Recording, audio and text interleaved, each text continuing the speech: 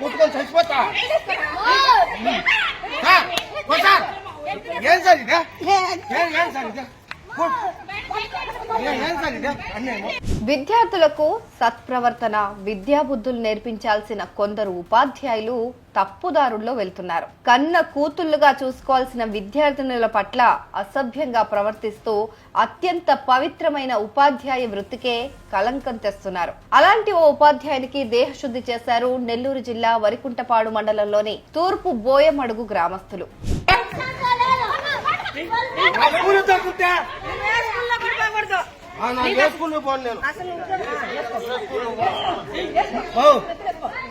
కుట్టుకొని చచ్చిపోతా ఏం సార్ ఇదే ఏం సార్ ఇదే తూర్పు బోయమడుగు గ్రామ ప్రాథమికోన్నత పాఠశాలలో ఉపాధ్యాయునిగా విధులు నిర్వర్తిస్తున్న వెంగయ్య గత కొంతకాలంగా విద్యార్థినుల పట్ల అనుచితంగా ప్రవర్తిస్తున్నట్లు ఆరోపణలు ఉన్నాయి. ఇదే విషయం విద్యార్థినులు తమ తల్లిదండ్రులకు తెలియజేయగా వారి తల్లిదండ్రులతో పాటు ఇతర విద్యార్థుల తల్లిదండ్రులు కూడా తీవ్ర ఆగ్రహానికి లోనయ్యారు. పాఠశాల వద్దకు చేరుకొని ఉపాధ్యాయుడు వెంగయ్యను నిలదీశారు.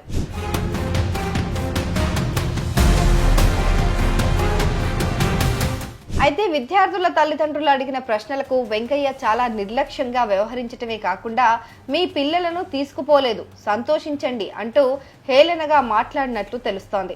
ఉపాధ్యాయుడి తలబిరుసు సమాధానంతో కోపోద్రిక్తులైన గ్రామస్తులు విద్యార్థుల తల్లిదండ్రులు ఒక్కసారిగా అతనిపై దాడి చేసి దేహశుద్ధి చేశారు.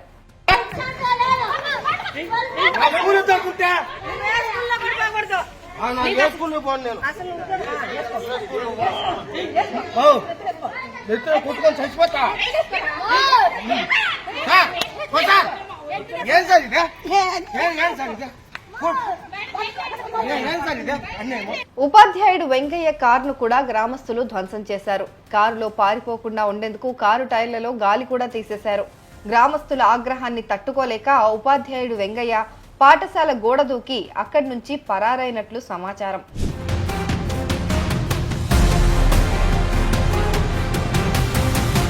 ఈ ఘటనపై విద్యార్థుల తల్లిదండ్రులు గ్రామస్తులు తీవ్ర ఆగ్రహం వ్యక్తం చేస్తున్నారు. ఇలాంటి కీచక ఉపాధ్యాయులపైన ఉన్నతాధికారులు తక్షణమే చట్టబద్ధమైన చర్యలు చేపట్టి కఠినంగా శిక్షించాలని డిమాండ్ చేస్తున్నారు. దీనివల్ల భవిష్యత్తులో ఇలాంటి ఘటనలు పునరావృతం కాకుండా విద్యార్థుల భవితకు బంగారు బాట వేసినట్లవుతుందని అభిప్రాయపడ్డారు.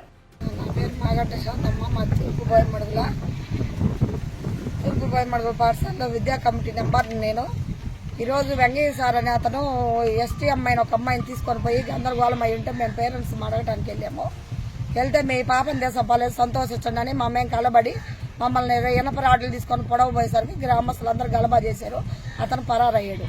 సమాచారం అందుకున్న పోలీసులు ఘటనాస్థలికి చేరుకుని తల్లిదండ్రులను శాంతపరిచారు. ఈ విషయమై కేసు నమోదు చేసుకుని దర్యాప్తు ప్రారంభించారు.